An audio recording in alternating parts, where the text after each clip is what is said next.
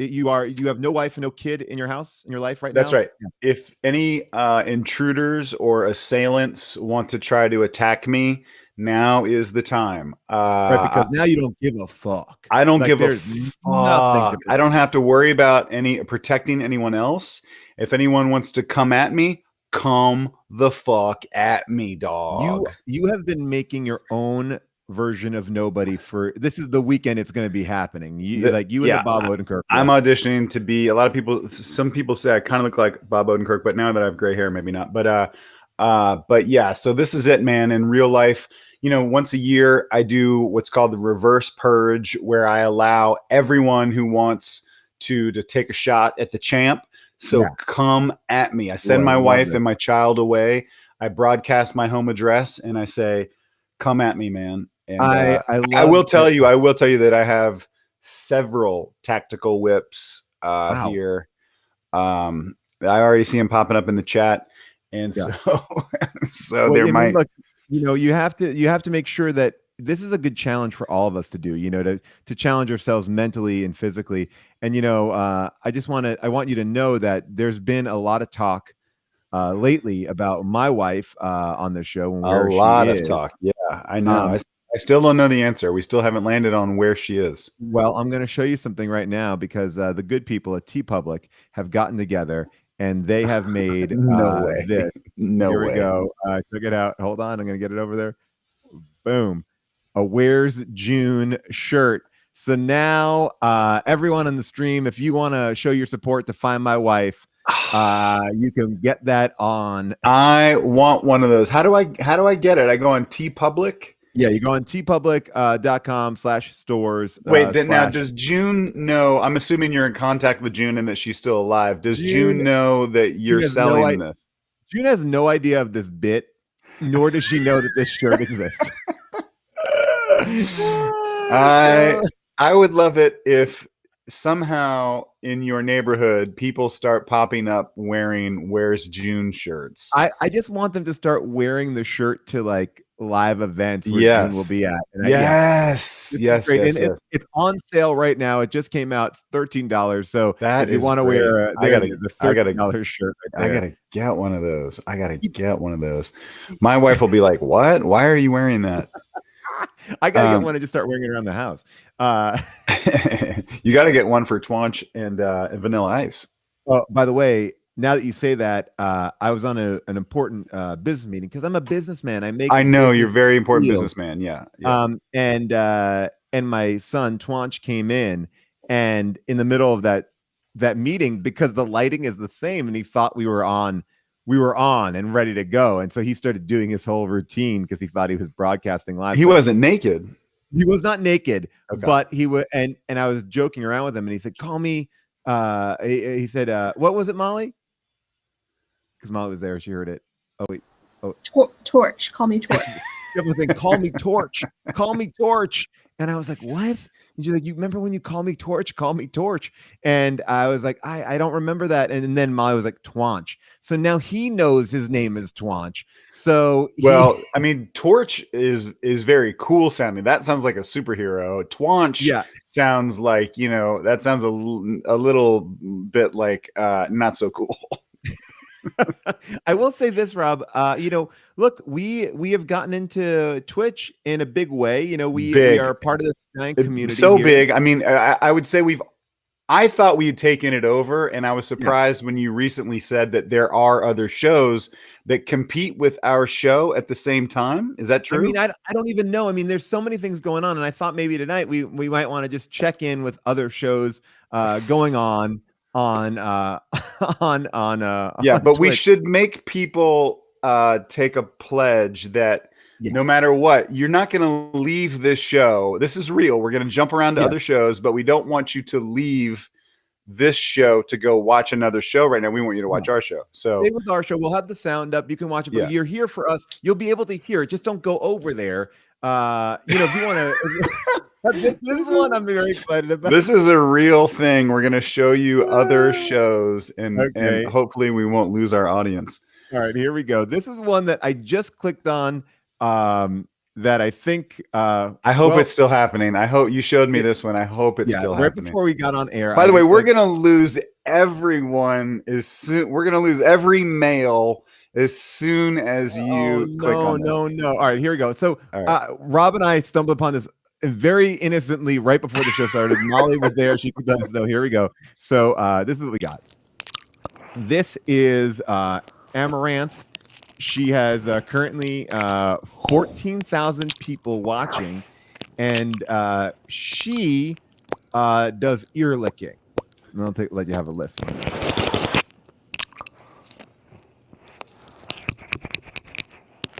People are like, I'm not comfortable. I am very comfortable. One sub for you get 30 seconds of ear licking. I'm gonna mute it for everybody right now. Not my cup of tea. Wait, what does that mean? If you I don't have to pay? I can sit there and watch that. You mean if she'll keep it going as long as for 30 seconds, as long as there's a sub every 30 seconds? Well, every 30 seconds she will lick she'll lick the ear for she'll lick for 30 seconds. So every person subscribes. Now people are chatting here and they're saying that she's always on, and I just checked her time and she's been going on for 6 hours and 40 minutes of ear licking. We're not going to just do ASMR stuff, but when I saw what she was doing, and I'm gonna not put up the volume. I'm just gonna show you really quick. That's what she's doing. I want to hear. I want to hear. Right, one second, because here we go. See it sooner. Sub. It could happen right now if we got enough subs. Wait, what would happen? I think she's gonna dress up as Black Widow. Oh my gosh, Paul, stop going away. What? Are you fucking kidding me? This wasn't even planned. You did not tell me that you had that. This is all right. So I didn't know that this is going to happen. Is this a cross promotion with Amaranth? I wish it was, because I wish I was that smart to be like, oh, I figured out like a fun way to bring this up. I just had this on the side and I was like, oh, maybe I'll bring this out tonight. Wait, where did you get that? Why do they make that? You're assuming that everyone knows what that is. Well, okay, again, to see Amaranth, she is I didn't know that those are ears. Okay. Oh, yeah, those are ears. I thought I was just imagining that those are ears. They're actual plastic ears. So now I think she's got the better version of that. She does have the better. I'd rather look at her, but I still want to see you do it and listen to you do it. Well, Molly and I were testing it out before the show. I don't know if it works as good, but I'm gonna try and see if people at home. But what are you gonna wear? You're gonna wear that white sweatshirt? Well, if I get a couple more subs, I might dress up as Loki. All right, so here we go. All right, hold on one second. All right, lower this and bring this up. Here we go. Yeah.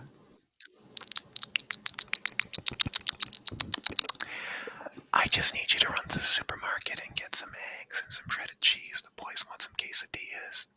No, I don't want to go to the supermarket. I want you to lick my ears. Did you see the new Spider-Man trailer? It looks pretty cool. Why are you promoting a movie? I just want an erotic situation. I don't want to be given chores or. Just make sure you make the bed. I'm getting up now. I have to take a shower because I have to go to work early. So have a good day. Amaranth is way better. Like the banter of hers is sexy. Yours is more like task driven. Can you remember to make sure that today is early dismissal at school? The kids get picked up at 1:35. That is Paul. I have so many questions. First of all, where did that come from? All right, so who makes that? Well, I want to get the better one because I think this is a medium. Paul, that one's good. That one's pretty good. This is made by 3DO, like it's almost like audio with a 3 in front of it. So I had seen this show. Manzukis and I were obsessed with this show during the pandemic. It was this guy on stage, and his whole thing was it was a show in London, and he was like, close your eyes. And he did it for a live audience. He's kind of played this thing, and he's like, close your eyes, and I'm going to have you do this journey. And it was almost like a documentary but also it almost recreated taking mushrooms. It was a very interesting thing, like a documentary filmmaker goes into the jungle and does like ayahuasca and interacts with this tribe, and you have your eyes closed, and it's this amazing thing. And at the end of the show, you open your eyes and you see that it's just been like him on this running around the stage doing different things to make you feel all this way. And then you watch it again with your eyes open, and it's a whole different experience because he's like, and so I had just mentioned that I like that. And I guess June thought like, oh, Paul likes it so much that he would want to start doing his own. Like June doesn't even know about AMSR. ASMR. ASMR, yeah. So she got me this, and I was like, well, this will be fun. And this is the first time I took it out of the box today. Oh, are you serious? You've been sitting on that comedy bit for like, we could have been using that. We could be making so much money like Amaranth with you licking people's ears for money. I mean, look, and I don't know why I would make money on it too, but I should. I mean, you'd be like getting people up there, get those. Yeah, I'll be your hype man. Yeah, I mean, this is so. Yeah, that's just like one of the many things on Twitch. But always, as always, I will let's take a lap. Let's take a lap around Twitch. All right, let's see what we got going on here. If anyone wants us to go check another channel, let us know. But I'm gonna try to stay away from like game playing and see what we got here. Well, this is maybe a game. Let's see what this is. This is just a guy. His name is Ludwig, and there's some ads here. So I'm gonna. All right, here, hold on 1 second. Let's see what this is. Sometimes we don't know what we're gonna get here. A lot of ads. I'm waiting for ads to go through, and then I will bring it up. Are there ads on who's making money on us? I feel like Twitch is making money off us, and we are not. I think we'll talk about that. Yeah, I think. All right, so this is kind of our biggest competition. This is like just two dudes chatting. Okay, I got scammed. Imagine me scammed by a chatter. That's how I feel now, and that makes me really sad. All right. So he's just going to be checking out some YouTube channels. And their show's bigger than ours. Let's see how many people are watching this. Just watching YouTube clips. This 78,000 people are watching this right now, Rob. 78,000 people are watching a guy watching YouTube clips. And does he have like a funny take on it? Let's see. He's just, has he never, is this one of those like, hey, watch this? What? He's trying to understand the lyrics? Yeah. I love how meta this is. Us watching this guy, us commenting on this guy, commenting on Kanye, who's also commenting on something. So yeah, this is what's going on. Yeah, so now people are watching Rob reactions to reaction videos. So like, yeah, so he's just reacting, and 78,000 people are ready to go and rock it out. God bless. God bless. Jesus. Okay. Who made this? Wait, that is actually crazy. All right. So that. Wait, that is crazy. Maybe we should just start doing that. Should that just be our show? Just like I think we would probably be more successful. All right, let's see what else we got here. 78,000. Let's see what. All right, so this is another one. That's just chatting. Let's see. This is just two dudes playing chess. Two dudes playing chess. Still fine for white. Like, yeah, it's still not losing for white, but you don't want to give up these pawns. Yeah. So what we did with B4 is we fixed this pawn on a light color. The bishop's the opposite color. 16,000 people are watching this. Yeah, I mean, chess is huge. We can attack you got to have a niche. Like our show is too broad. We try to talk to everyone about everything. One guy's not even on screen on this one. This is just This is not as arousing as the ASMR thing. I'm happy with that game. That was goated. And all right, let's game see. 1 was great, and Northern Lion was great. That was probably the best match, I thought. All right, and then you got that this. Guy, who was that guy? Ludwig. Someone said Ludwig. Yeah. Ludwig's big. Someone says. Okay, I don't know who anybody is. All right, yeah. So this is just somebody playing old school Super Mario. Yeah. Let's go. All right, that's normal. There's there's nothing there. And she probably has how many people watching that show? she's got about just only 2,000 people watching that. Yeah. You know, but like, let's see what else we got here. Can we? Yeah, good. Someone in the chat brought up a good point. Can we just check back in on Amaranth? Yeah. Okay. Let's go back to Amaranth. Yeah, and I need Amaranth, and I just need about 2 minutes of silence, and I'm gonna turn my camera off. All right, here we go. Amaranth is live. Okay. Oh my gosh. I don't understand the guys who go to a girl's channel and calls her a prostitute. It's like, you're the one watching. Are you saying you watch prostitutes? Is that a joke? I don't know. I guess. What? She's not a prostitute. She can do whatever she wants. Whatever. But this is gonna get creepy with the water in the jug, or the water in the. Let's see what's gonna happen there. Ooh. Ooh. Whoa. Whoa. I could do that with my thinking putty. Look. Can you go back to me? Yeah. Oh yeah. Sure. Hold on. Hold on. We get her off. Oh. I got my thinking putty. Ooh. Ooh. Why do you think I'm a prostitute? Because I can put this on my face like this. I'm not a prostitute. What are you? Maybe you watch prostitutes, you dirty little so-and-sos. Well, I mean, I don't get why people would go there to you're in it, get it, stay in it, no reason to criticize her. Yeah, for sure. By the way, more power to her. You know, she's very popular. If anyone knows any other channels, we should. People say they just wish you'd start shouting. But yeah, people don't like the mouth sounds, and that is, I think. Well, yeah, this kind of like the that's a little. Yeah. I think makes everyone a little bit weird. I know, and then I mean, there's so much on here. Paul, this looks like a wiener.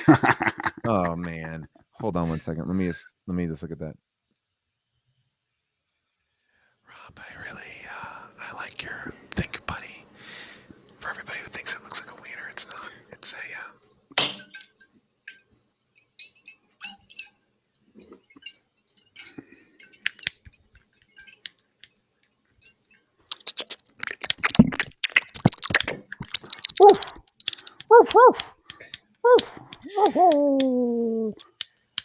I just realized that my Barnes & Noble membership is expired, and I want to support Barnes & Noble, but I don't know if it's worth it to me to do it again. I don't know. Oh crap! I just remembered that the fax machine is jammed. I gotta go into the office and unjam the fax machine.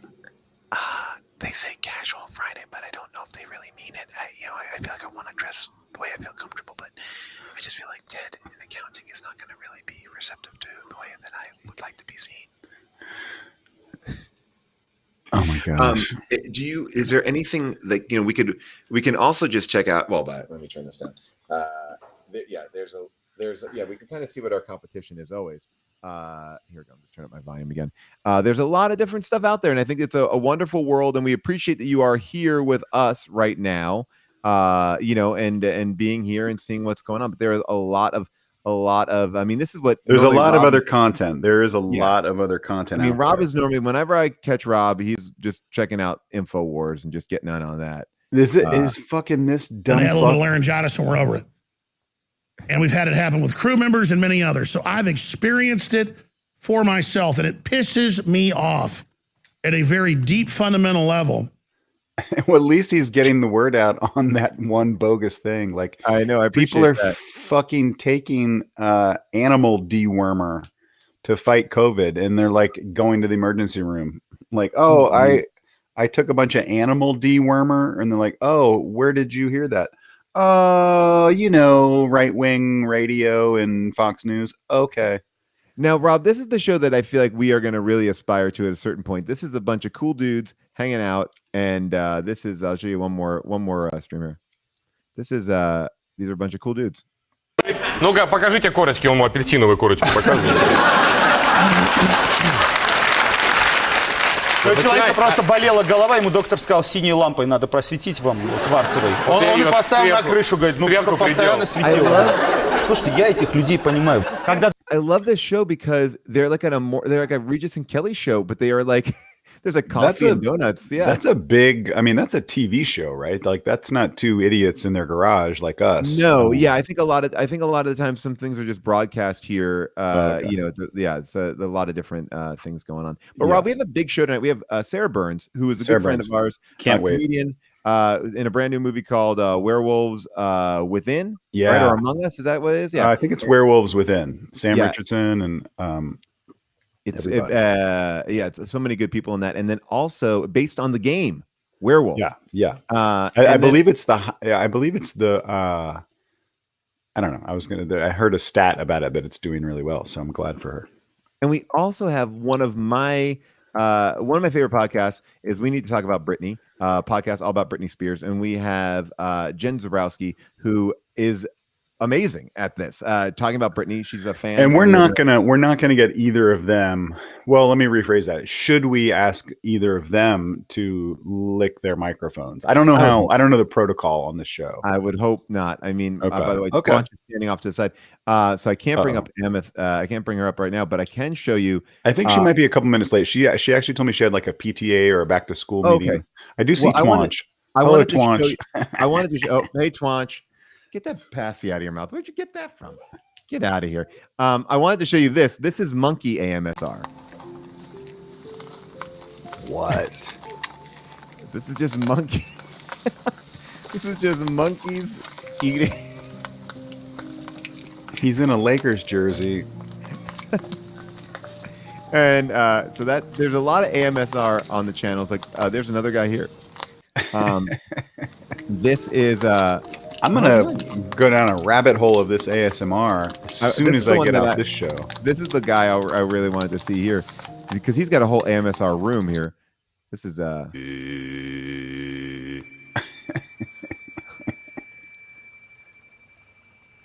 Look at this camera setup. How does this? He's doing a 360.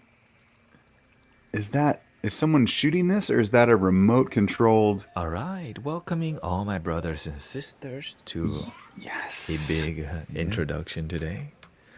If you're new to the stream, welcoming Mystic Miguel, Mystic Idachi, Mystic Tibble is here too. I know you like the sound healing. Mystic Apollonus is here too. Is everybody a mystic? Yeah. I hope you feel a little bit more relaxed.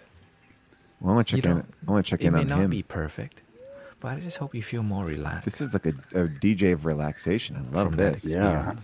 I see a keyboard. I would like to hear some songs. Somebody said this. It's only 60 viewers and so much production. Mellow marker delay. I want to check back in. I want to check back in on that guy. This has been fun to kind of explore. We should do that all the time. We should do that all the time. Yeah, I love checking it out. Like you know, and wait, I just lie. Oh my God! Wait, you got to go. I'm going back to this. Hold on. This guy's now talking about going to the eye doctor. Oh wait, which guy? Oh my God! He's talking about going to the eye doctor. Okay. Wait, we can't see him. No, I know. I'm going to try to bring him back. I was trying to get him on the bigger thing. Ah, damn it! I may have lost him. Oh, damn it. Come on back up, man. Oh, there it is. Okay. Here it goes. This is great. Bring mosquito repellent. You have to be prepared to make a difference, right? Is his camera better than mine? You're going to be around mosquito. Your camera's good, by the way, now. I haven't set up the new one. Someone gave me a new one, and I haven't set it up yet. Why am I whispering?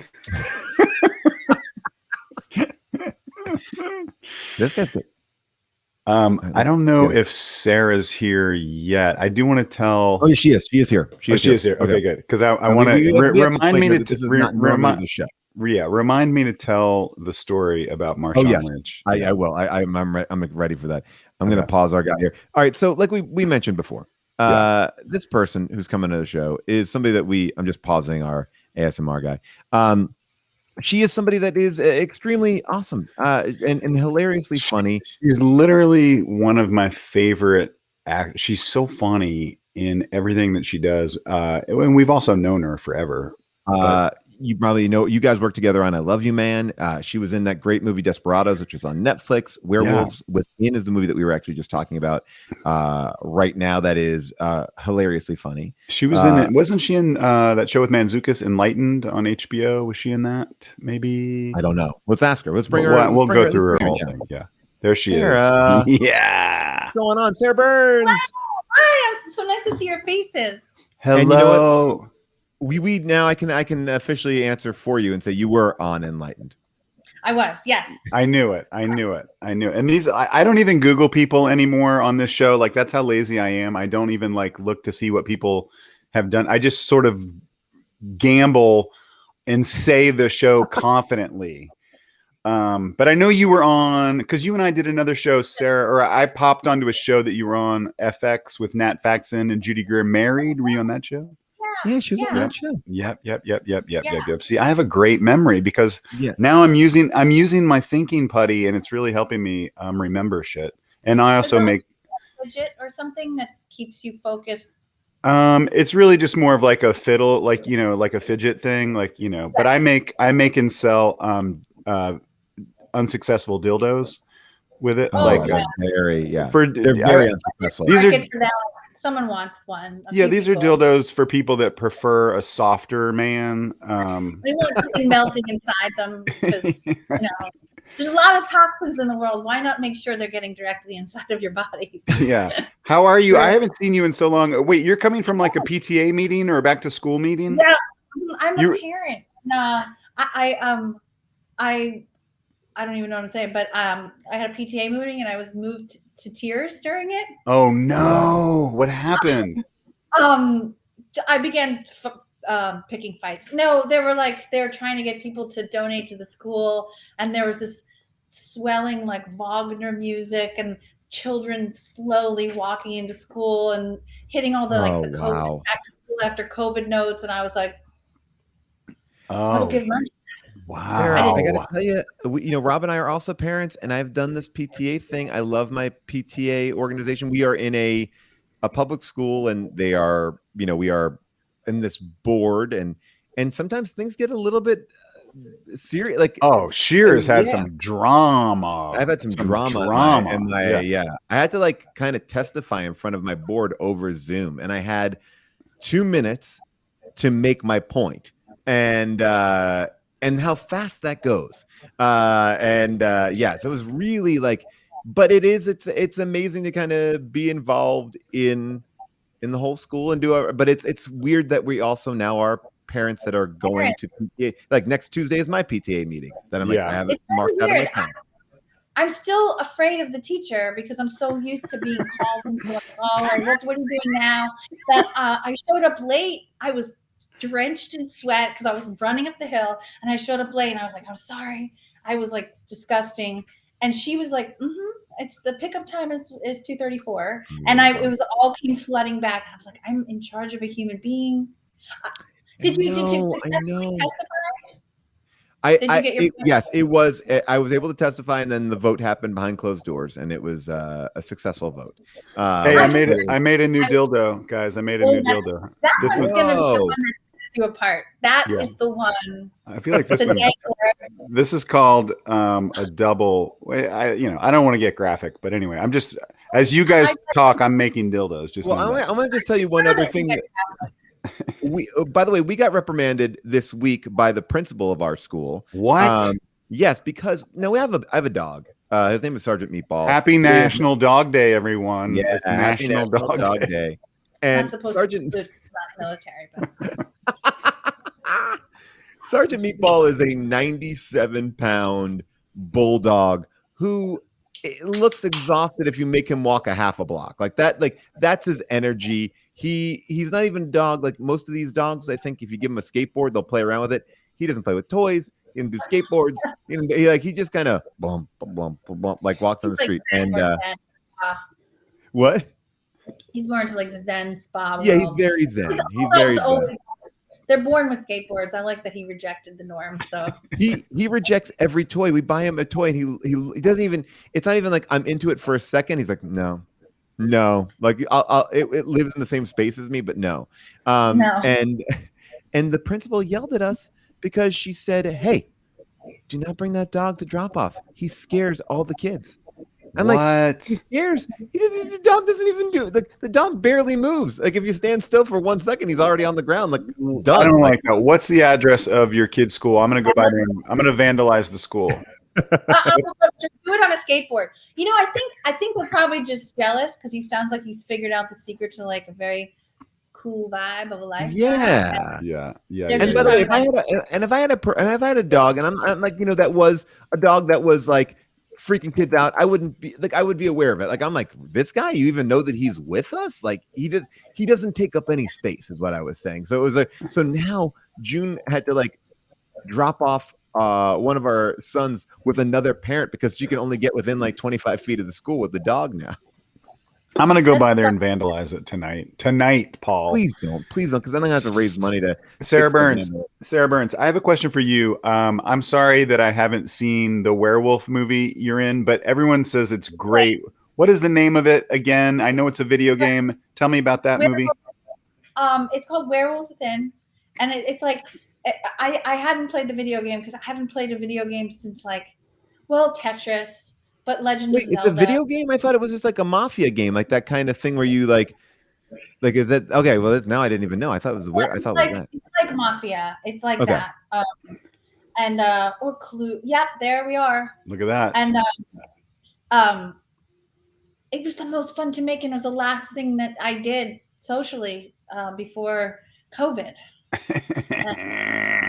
Dildo you have to make, Rob. That's a good looking that looks like a wrench. This cast is insane. It's Sam Richardson, Harvey Gillen, Cheyenne Jackson, Michael Chernus, Michaela Watkins. It's an insane cast. Was it a like? Did you feel like you had to know anything about the video game going into it, or did you like?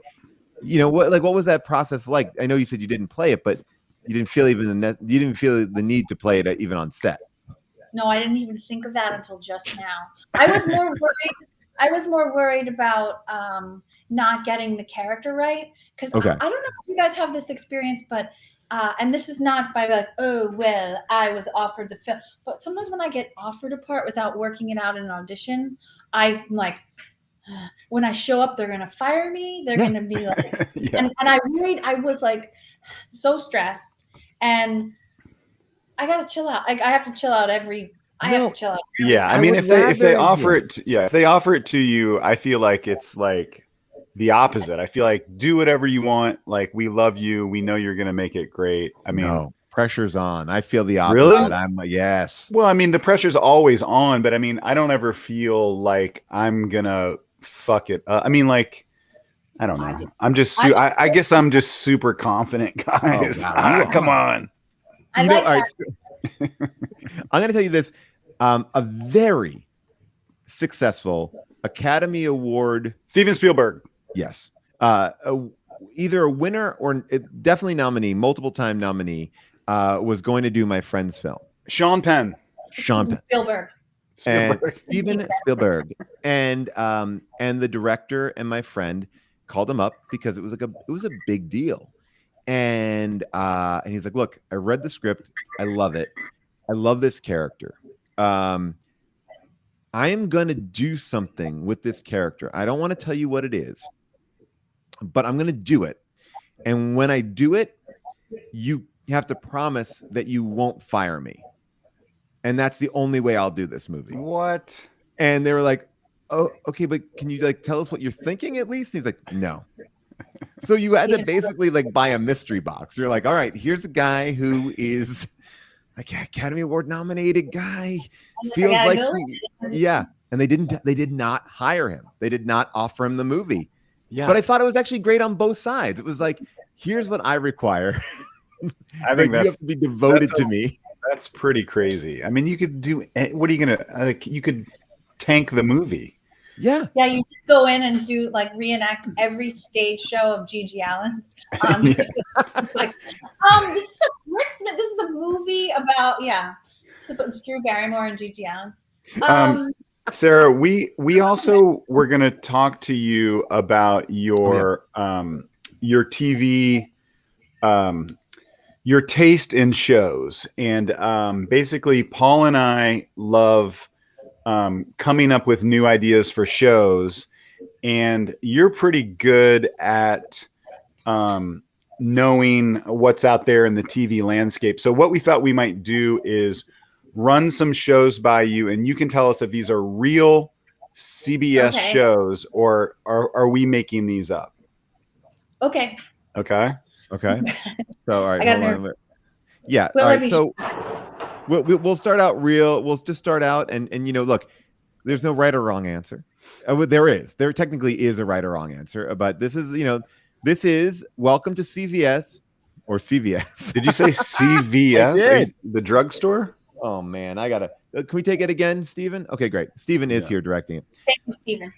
Famous Steven.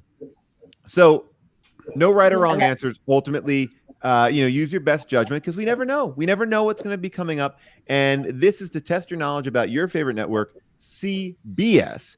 And let's just get into it right now. All right, so this fall on CBS, tune in to FBI Tuesdays. That's right. FBI Tuesday starts at 8 with FBI, and then at 9, FBI International, followed by FBI Most Wanted. It's 3 hours of FBI. Or is that a real night on CBS? It isn't, but I would watch it if it was. Okay, you say it is not. And Sarah, I have to tell you, unfortunately, you are wrong. What CBS are you talking about? 3 hours of CBS on Tuesday nights. I'm putting in. Wait, is FBI? Sorry, I don't know this. Is FBI already a hit show that I'm not aware of? I believe that FBI is the hit show, and now they've expanded out the night. Oh my god! So that's interesting because I got so fixated on SVU, I haven't looked into any of the other bureaus. That's interesting. You got 3 hours. 3 hours of FBI. Is that like who produces that? Is that fucking like what's his face that does every cop show? Yeah, like Sister. Yeah, yeah. Like the thing about it is the fact that. Oh, and they also are saying that this is going to be the season of crossovers. So all the FBI characters will be bopping from FBI to FBI. But to put them all on one night really just means that you're banking on your audience not changing the channel and not realizing that one show is over. Yeah. Yeah, they don't. That doesn't seem very COVID compliant to have characters like flying through sets and like cross-pollinating whatever. Mm-hmm. But I guess you should. And by the way, you guys are both right. It is from Emmy Award winner Dick Wolf. This is his new thing. His new Law and Order is FBI. How much money does Dick Wolf need? Like at what point is he like, you know what? I'm good. I mean, crazy. That is intense. All right. So Rob, do you have Okay. I'm gonna read from my phone and you tell me whether this is a new fall show on CBS or not. Okay. Neurosurgeon James Whitmore every week does live brain surgery on a patient that needs life-saving surgery with the help of a prayer circle standing next to him praying for him. It's called We're Gonna Get That Tumor Out. No, that's not real. What? Are you sure? That's a fiction. I think the pauses may have the pauses. I said how confident I was earlier, and then I lost all my confidence midway. I would like to see the pitch meeting for that show. Like I would like to. Yeah, that's more of a reality show. Yeah. All right. Well, here, how about this one? Speaking of reality, there's a great new reality show on CBS. Okay. Basically, here it is. Can you write a postcard? Can you call your senator? Because if you can, you might be America's next best activist. Activist. Is that a new show on CBS where you're trying to find America's best activist? Yes. No. You are 100% correct. The Activist. What? A reality show to find the Yeah, a bunch of college kids standing in front of the Coliseum. Those are their prime. I would say that this hurts real activism because it seems like people are just doing this to be on a TV. Like any sort of activism is now like suspect because it's like, oh, you're just trying to get on a TV show. Greta now basically is like, hey, look, this is all a ploy. She's the judge on the show. She's like, no, you are not sincere enough. You should go home. Okay. This I just got in the mail. I'm going to read you this one. This is a reality crafting show on CBS called Made from Pubes. It's all crafts made from pubic hair of living celebrities. Wow. It's called Hube's Pubes. Yes or no? I auditioned for that. I wanted to be in it, but I was turned down. Pubes. So no, I say no. I say no. It's not real because it can't exist without. Yeah. I'm making this too easy. I'm making this way too easy. Although somebody said that is 60% a real show. Celebrity crabbing. One of the celebrity judges. Hube's Pubes is a Netflix show. Tis or taint. Real celebs, fake hair. How are people in the chat? People in the chat are just cranking out these names. All right. Well, I have another one for you.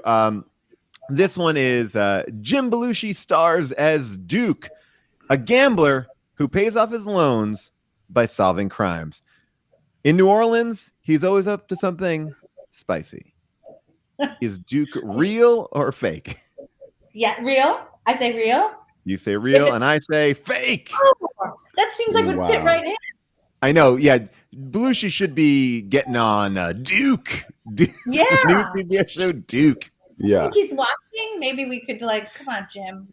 Let's all just be co-creators and make a mint. Let's be the next Dick Wolves. We can be Wolf. I need some of Dick Wolf's money. He can't have it all. I'd like to buy. Sarah, is there a show? This is a good name, Gumbo Gumshoe. Gumbo Gumshoe. Is there Belushi's of Hazard? Is there a show, Sarah, that you would? Because I used to be very snobby about things that I would, or like comedy-wise.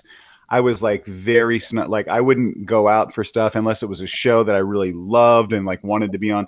Now that I have a child, I'm like, oh, I'll be on, I'll take it. On the set if you'll yeah, totally.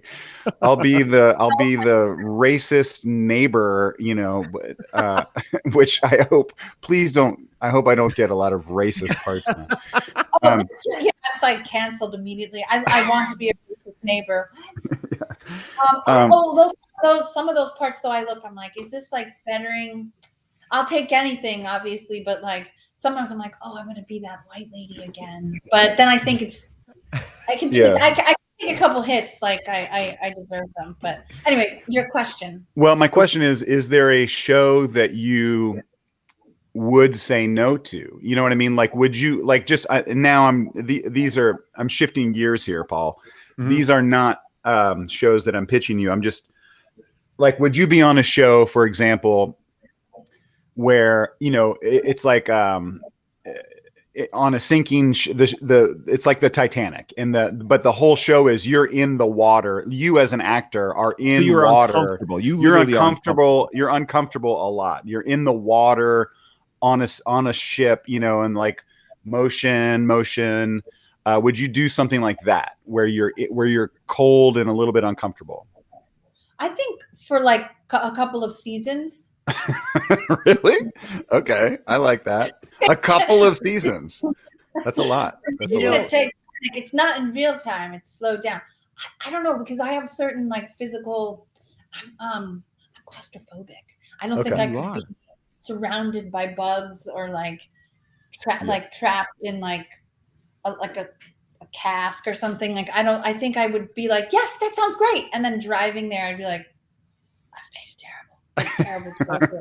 I did a thing one time where I was interviewing the cast of Lost. It was like for the finale of the show. And that cast had been through like so many physical things. Like there were episodes where they were literally hanging from a tree, you know, caught in like quicksand. They're in the water. You know, there was so many, you know, physically cramped environments. And I was like, oh, this will be a great question. I'll kind of ask them like, hey, you know, obviously the show's amazing. You're all fantastic on it. But was there ever a day where you were just like, I'm hanging from a tree and I'm like, oh, I don't want to be here right now. Like I'm just over it. Like I think we've all had those moments, right? Like I love my job, I love everything I do, but there's sometimes when people are like, there was an episode of The League where my character had never gotten a bird has never shat on my character before, and I was like, someone's like, oh my god, a bird never shat on you. That means that one day you are going to have like the ultimate bird shit thing. And so of course in like the third act, like I fall down and then all these birds converge and they all shit on me, and it was basically like 12 stunt guys above me with like yogurt guns, like shooting like hot yogurt at me. You know, it was disgusting, and it was a funny end, but it was a horrible experience to be on a hot ground getting yogurt shot all over your face. Anyway, I digress and say I love the show, but I hated that moment. So I asked that question to the Lost cast, who've done a million times worse, and they're like, no, everything was great. We never regretted anything. Everything was perfect, and we all loved it. I was like, come on. Like they were like brainwashed. Like when you work on something and you're so pissed because it's like I worked on a show and it was 9 days of overnights and I was pregnant and I was pissed. I was like pissed. It was Big Little Lies. And when it was all said and done and was over, I was like, that was such a lovely time.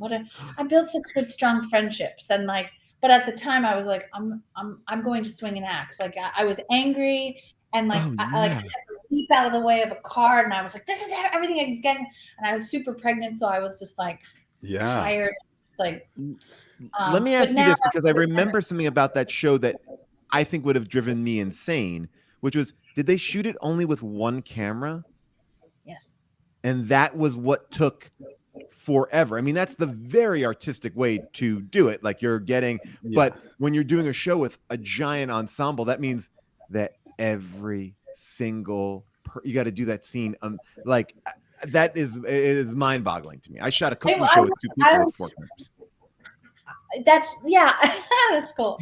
Oh, I was beside myself, like to not just like frustrated, but frustrated to the point of like deep-seated rage, and like because there were so many people, large extra scenes. I said my first thing on camera the first day of shooting, and I didn't speak on camera again until like 5 months later. So I felt dejected, and like I also felt, not to get into like as a pregnant a woman, I felt like I kind of disappeared.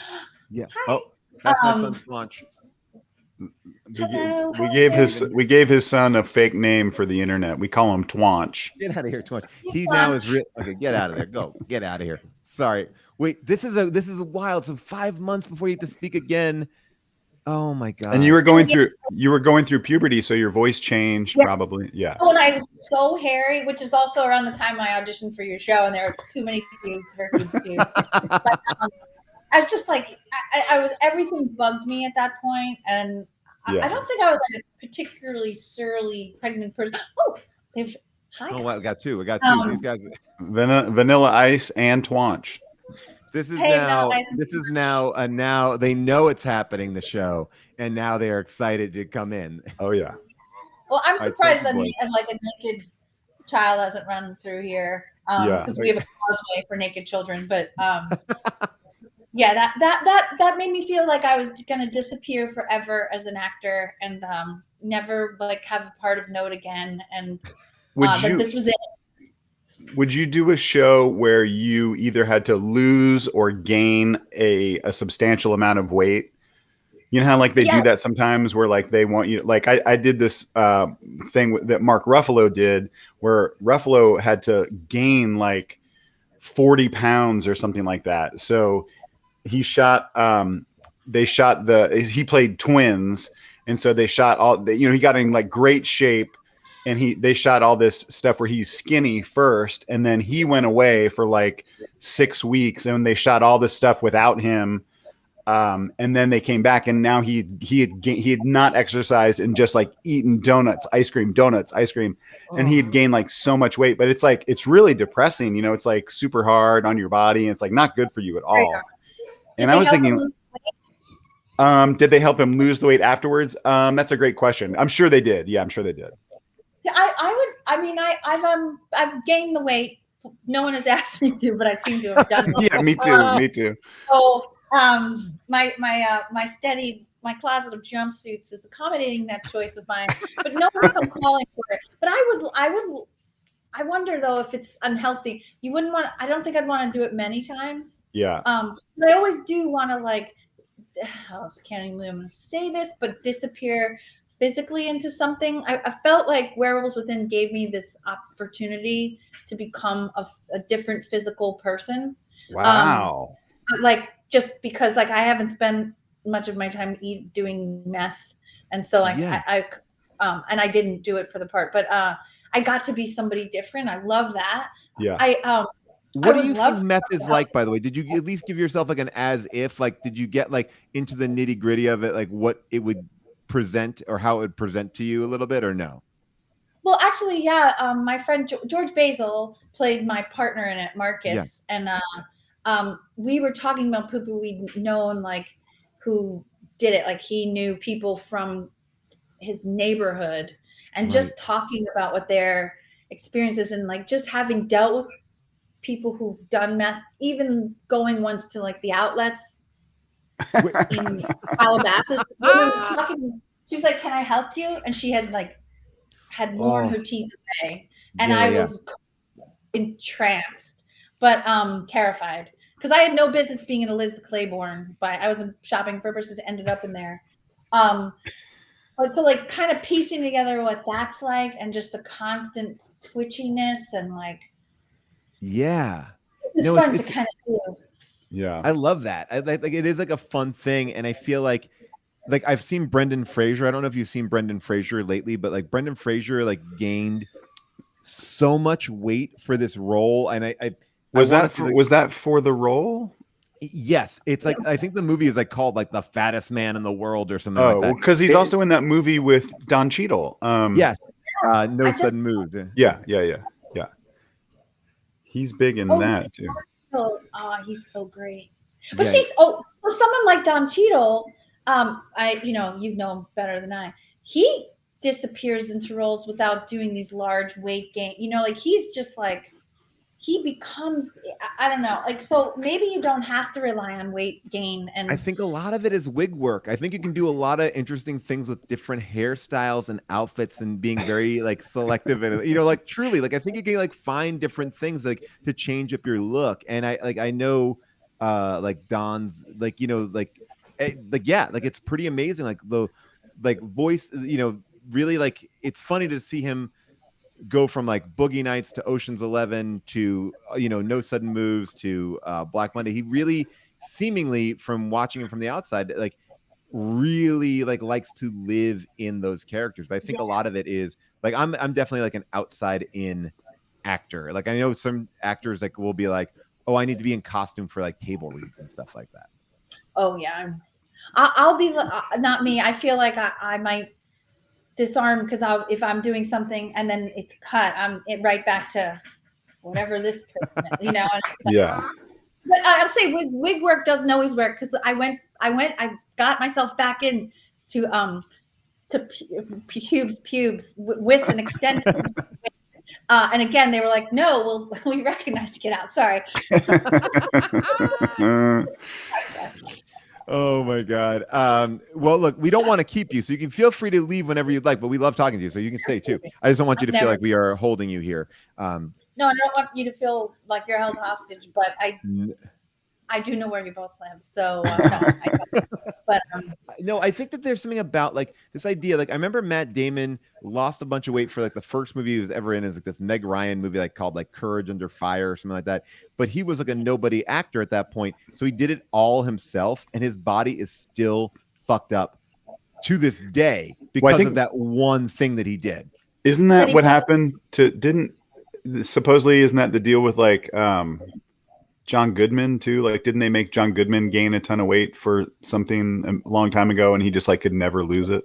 Oh, I don't know about that. I just know that Christian Bale like did it very meticulously, Yeah. and like he did it right under the supervision of doctors. But ultimately, your body should not be going through any of these drastic changes ever. Like, you know, I'm even nervous if you get bulked up, like if you get like in Marvel body mode, like unless you're deciding like, and then I will keep it. But like to go in and out of it is not good. Yeah.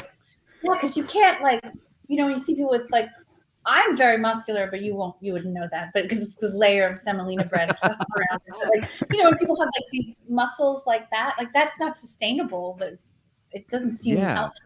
You saw me in 4 months and I looked like Schwarzenegger during like pumping iron.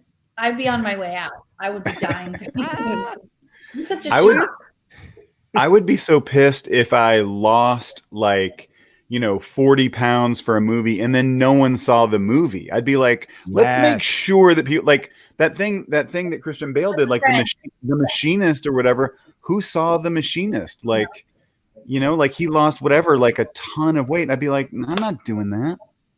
Well, I mean, and I will say also, like, there is a body positivity thing. Like I lost 40 pounds for season 2 of Black Monday because my character was gonna open up and be in Miami Beach, and I just remembered that like I'm like a rollerblading coke dealer in Miami Beach, and I was gonna be like shirtless and out there, and I was like, oh, I need to look good.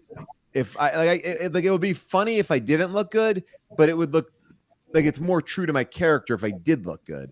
And so I lost 40 pounds, and when I lost 40 pounds, you feel like I would be like very triumphant that I lost it, but no one could tell. Like no one was like, oh wow, you got like a lot thinner. It was just sort of like it was like 40 pounds of like nothing weight. It was like it's there, and I'm like, and that was actually more concerning to me. I was like, wow, like I just cut down here, but I don't think you would notice.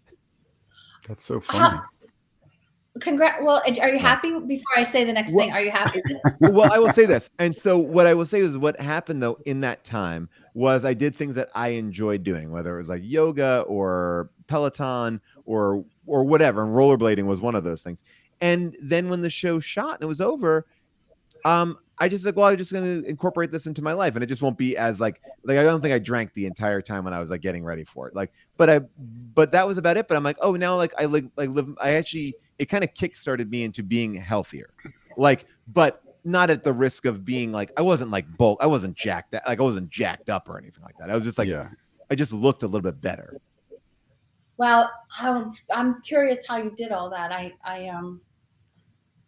don't know. That's great. Congratulations. Like to be healthy and happy, and like I noticed. So, but it was just like a weird thing. Like, but like I feel like also like when you work that hard, it's like driving like a really nice car, buying a nice house, and it's like, well, now I'm done with it. I'm gonna set it on fire or destroy it. Like I would never want to go back to that. Like I wouldn't like now I kind of feel like, well, I don't want to get those 40 pounds back. Like doesn't feel like that's to me like the Marvel thing. It's like I've seen Kumail a bunch.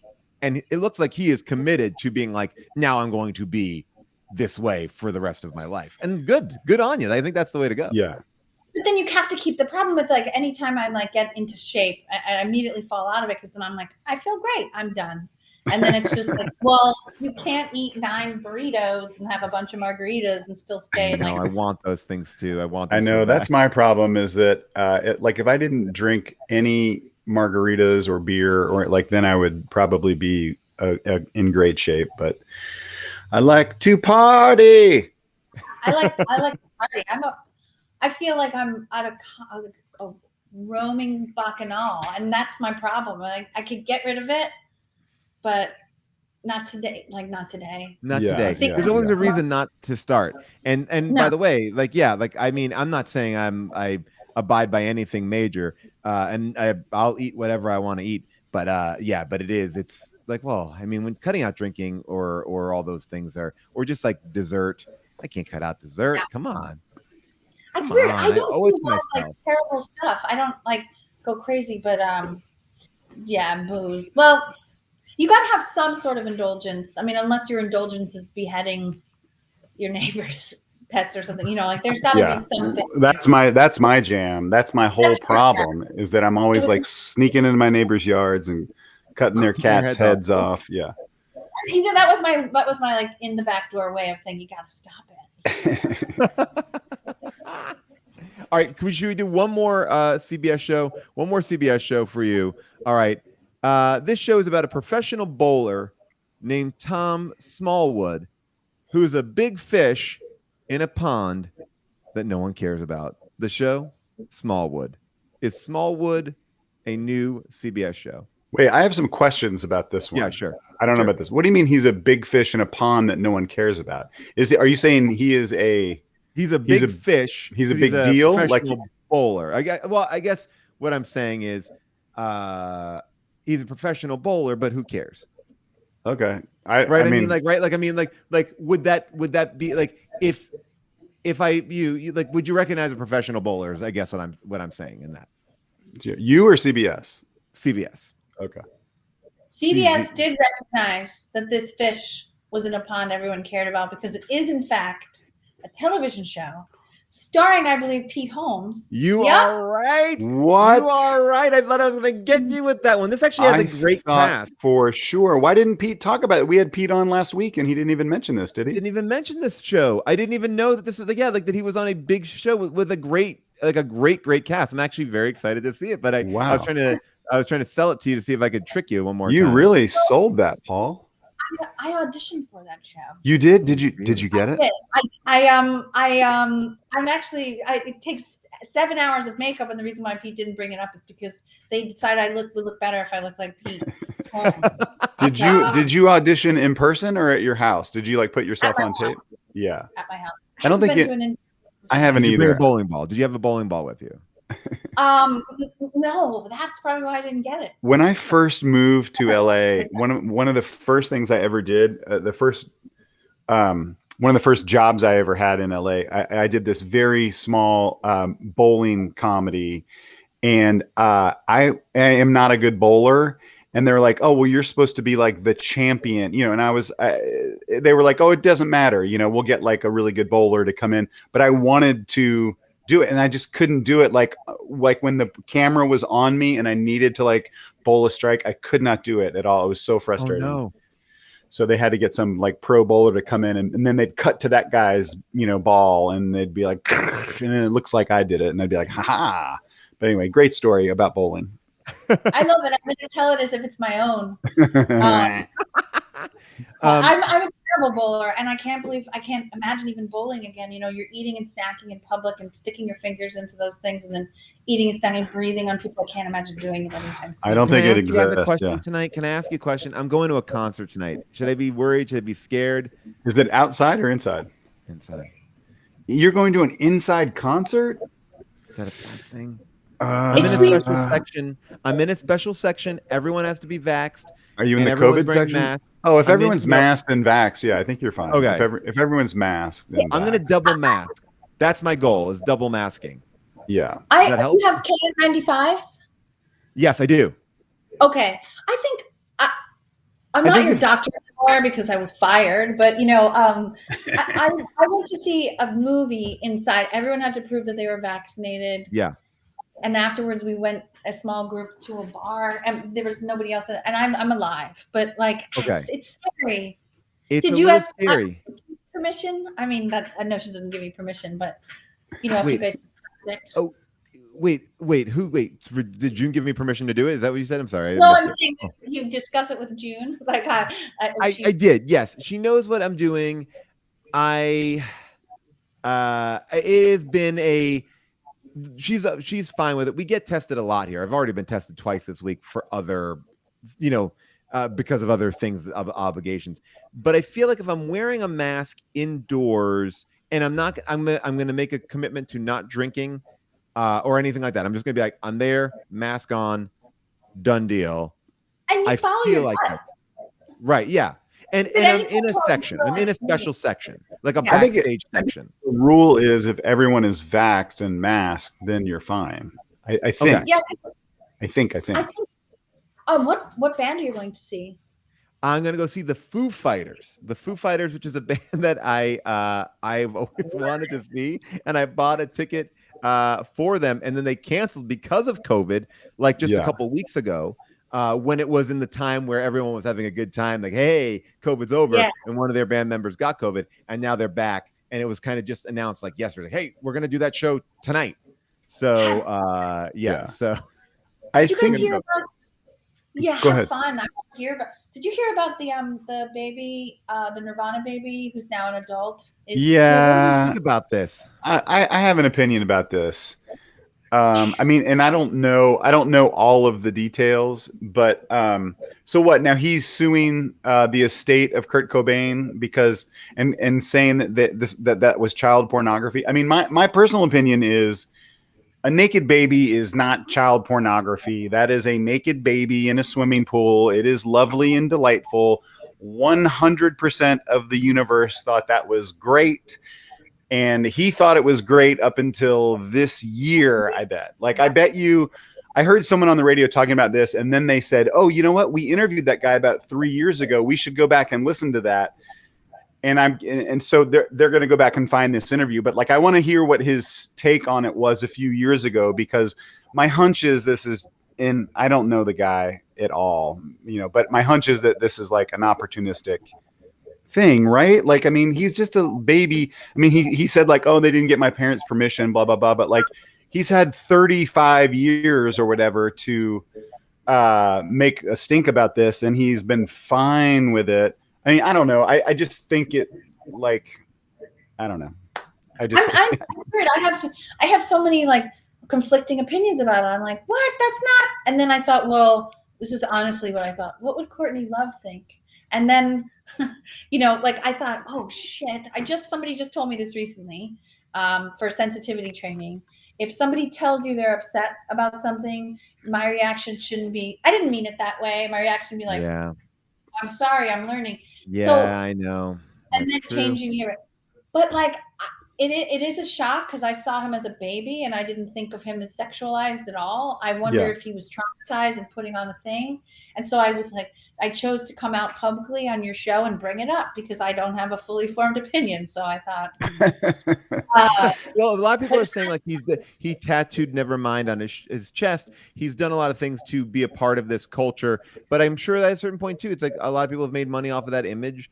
You know, that image, not the music, like the image, and where does that line get drawn? I remember. Well, that's a different thing. If it's like a copyright thing, or I wasn't compensated enough, that's a whole other argument. I think from what I heard, he was objecting to the fact that his parents didn't explicitly agree to it, and that he felt like that it was child pornography.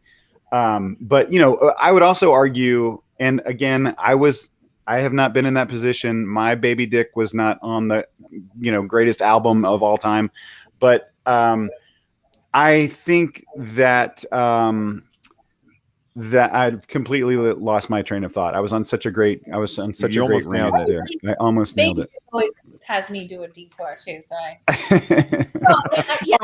Here's my point. Here's my point is that if he's legit worried about, I think part of his claim is that he's been like, shamed or embarrassed, and like, you know, all of that he's been very hurt by this, and humiliated, publicly humiliated. I would argue that you could walk around and no one would know who you are. Like no one knows who you are, but by doing this lawsuit, now everyone does know your name, and now everyone does know who you are, and people go like, wait, are you the Nirvana baby? You know. Again, this is, you know, three people who have very strong opinions on about. We do have, by the way, we have our other guest waiting. I made a mistake on times, but I will say this: my issue with it is, it is child pornography because it's a naked child being put on something that if on that base level, I think that is that. But I don't know. How is that pornography? How is that pornography? Well, because of the naked picture of a kid in a public space. I don't know. I mean, that's not part. There's pictures in art galleries of naked people. Is that pornography? So I don't know. I mean, like again, this is my half-baked thought about this. Like I was like, I didn't know if it's like that. Yeah. But maybe the thing is like no one ever consents to being a part of child abuse or child pornography, and just being exposed, and even having someone who would be excited by the photograph has access to that. To me, because it wasn't me and it wasn't my child, that album meant so much to, but I never even think of that poor kid. And so if he's upset or feels horrified by it, I feel so sad for him. But anyway, welcome back to Half Baked Opinions. This is going to be our new show on CBS. Yeah, and I'm not. By the way, I'm not willing to die on my hill either. I don't know this person, and I'm just trying to argue the other side of this because, as people said, he has Nevermind tattooed on his chest. So I would feel like in court, if I were the other lawyers, I'd be like, "Would you mind unbuttoning your shirt, please?" I mean, to me, it's sort of like, what. I guess we also are in a time where we're looking at things in a little bit of a different way. So, like, would a giant corporation release an album with a naked baby on the cover right now? Not anymore. I would say absolutely not. Yeah, and that's the difference, and that's and again, I think anyone can call whatever again, as not a legal expert, I will say that I think child pornography can really be put in a bunch of different. I also think too, he may have got it tattooed on his chest or shown up as the Nirvana baby because it was painful to him, but he never addressed it until later. And then it was like a coping thing. Sure. Yeah. So yeah. And by the way, I'm against child pornography. Everyone should. I feel like I need to make that clear. Period. Yeah. No. So. There we are. I mean, so we will see. Sarah, I have to let you go because we have our guest here that I mess up the times on. So I'm gonna. It's been lovely to have you here, and you can see Werewolves Within. So lovely. I'm so sorry. I'm so sweaty. I'm in my garage in Pasadena, and it's 600 degrees, and this is a convection oven that's radiating the heat through my brain. Now I'm really shiny because I'm very sweaty, and I'm wearing a jumpsuit, and I have a light pointing at me. So. I shit my pants twice, What? Wow. Yeah. Wow. All right. Thank you, Sarah. Bye, Sarah Burns. So great to see you. Bye. All right, Rob, I made a mistake, so I want to bring up our next guest just right away. Poor thing has been in the wings for. I was texting you. I don't know if you saw that. I just saw it, and I texted Molly. Well, I'm going to bring out and I apologize. Please welcome Jen Zaborowski. Jen, how are you? Jen. Sorry. How are you? Do not apologize. You have been entertaining me, and I thank you. I thank you for that. Our half-baked theories about the Nirvana album. Would you like to jump in and give your half-baked theory about this? I would just like to say that I, too, do not condone child pornography. Of course. So, yes. Of course.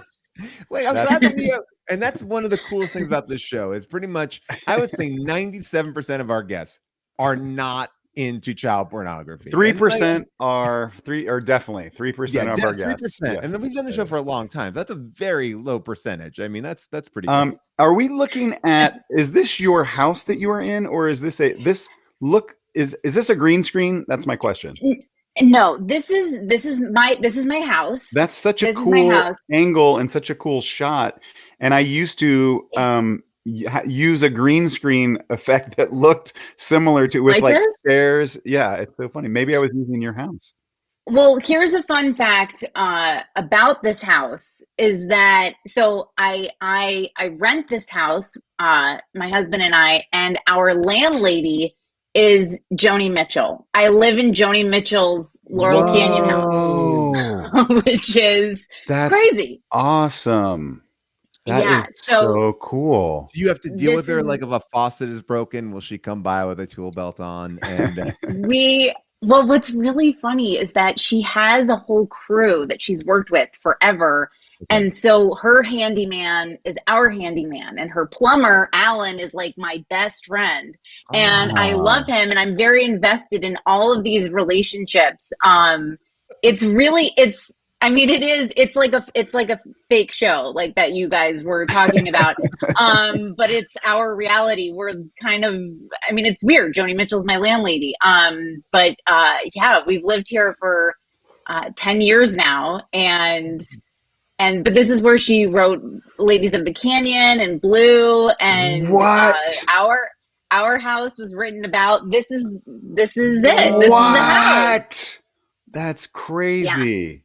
This is Yeah. amazing. And now, when you find this house, is that part of the deal? Like, are you being told like, hey, and by the way, it's this?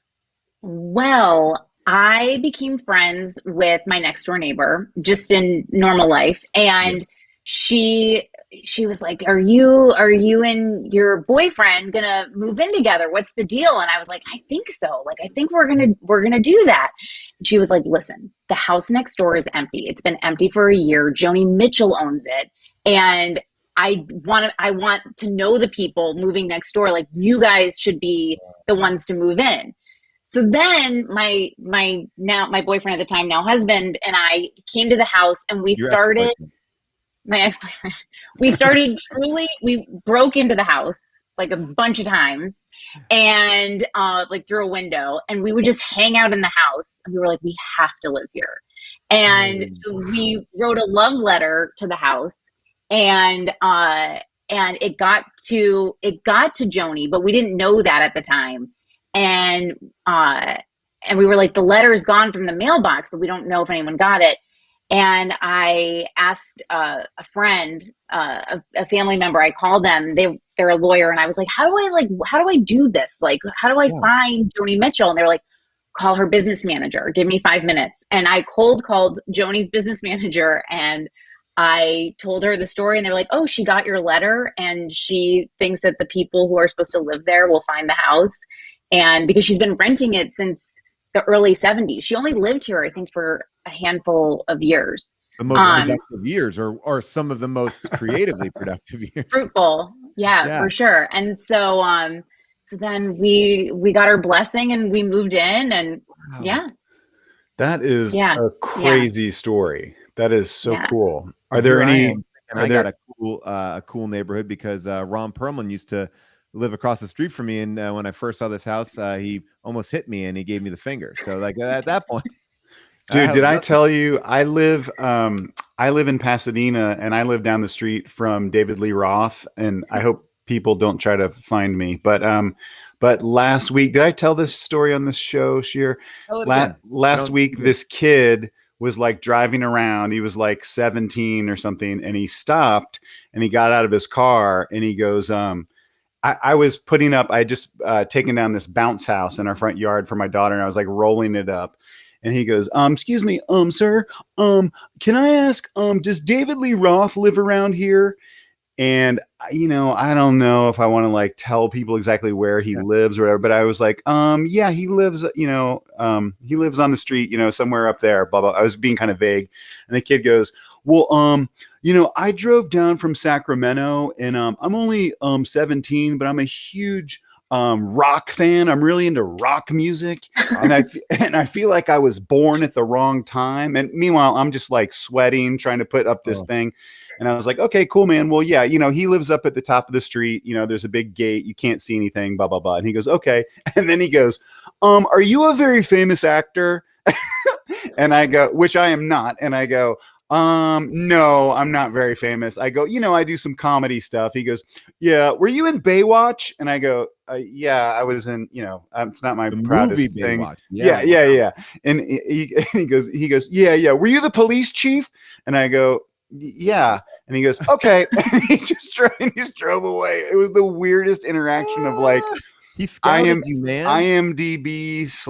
/ like, kid that's probably going to assassinate David Lee Roth in his house.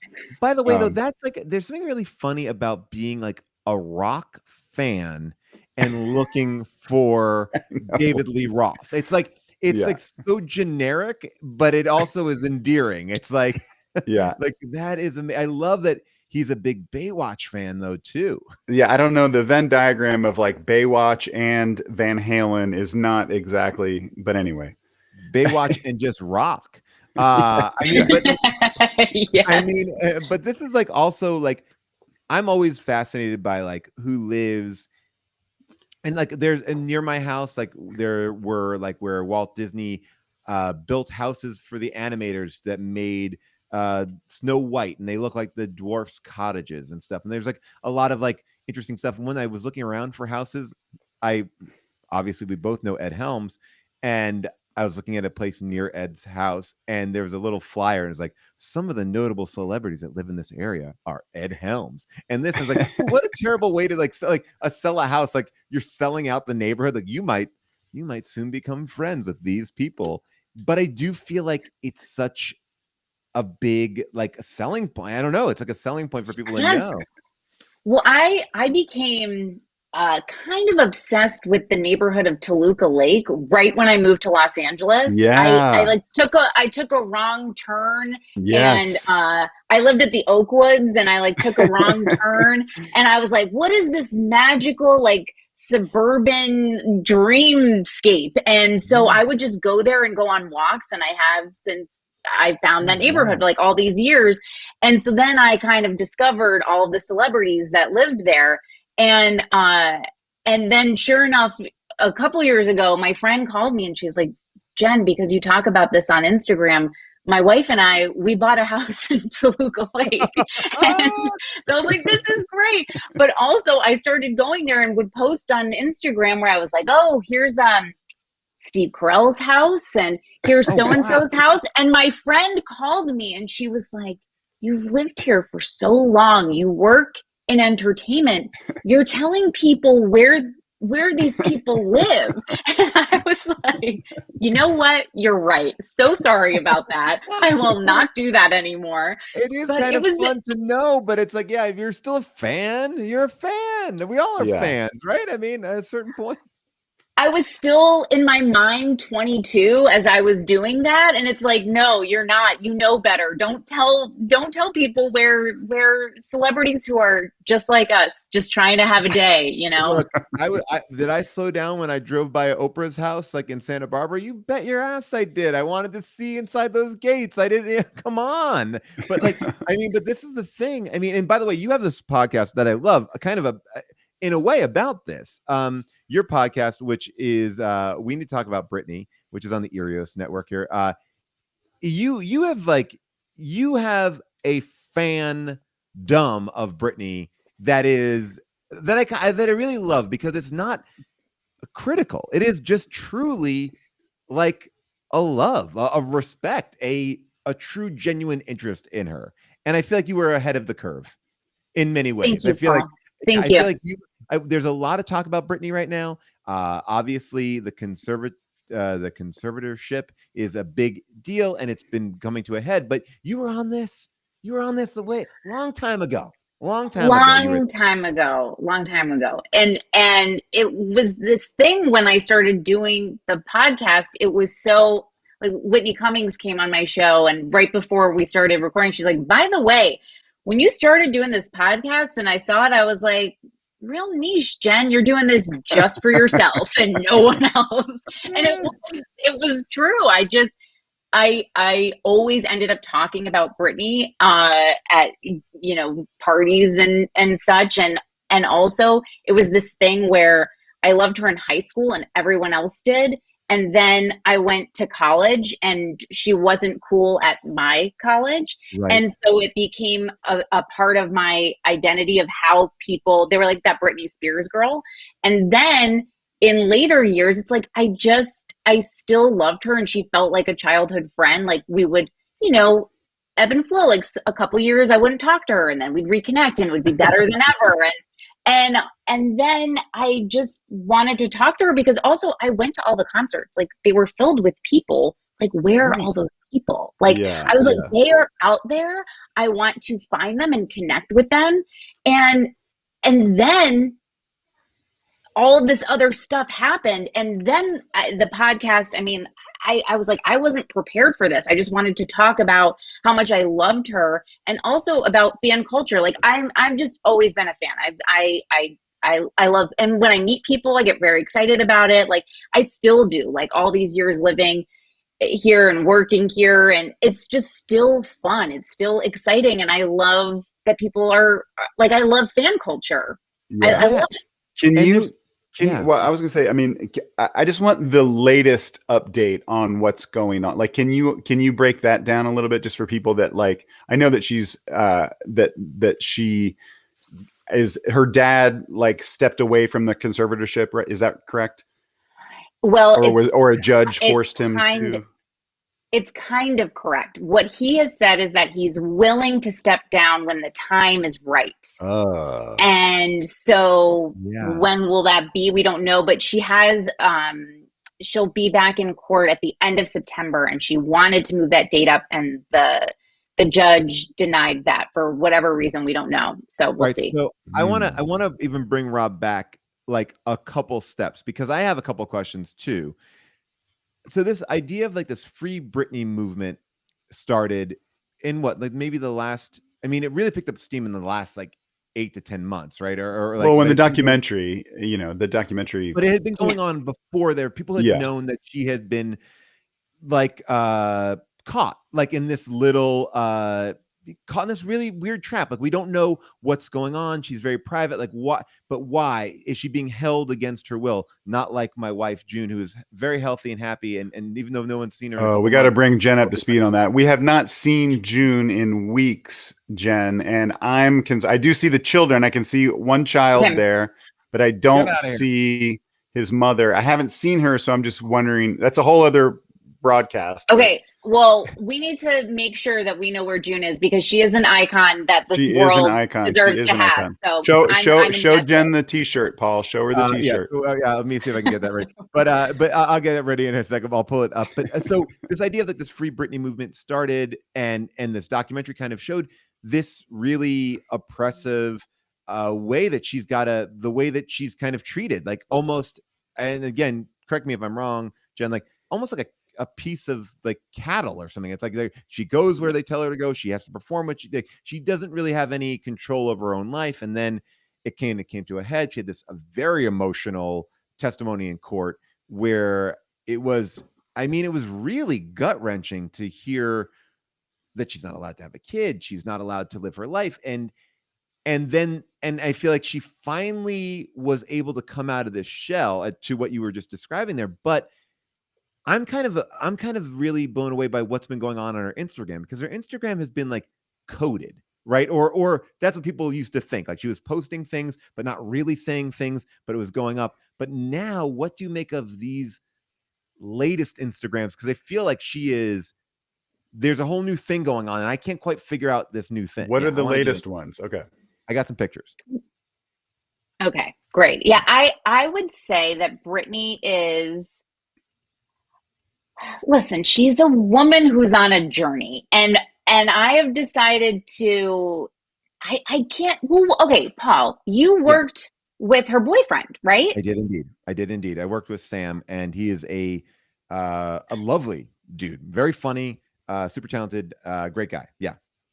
And private, there was no mention, is from what I've heard, is that just that's not a part of his, like the conversations that he bring up. And he very well could have, just even out of nervousness, that she in a way kind of legitimizes him, in a conversation, if he's nervous and on like this big first job and all these things. And so I do think that's very telling that he's very private, and I really respect that. I do think that Britney, also, I don't consider myself a Britney expert. I always say I'm a Britney intuitive. I feel very connected to her.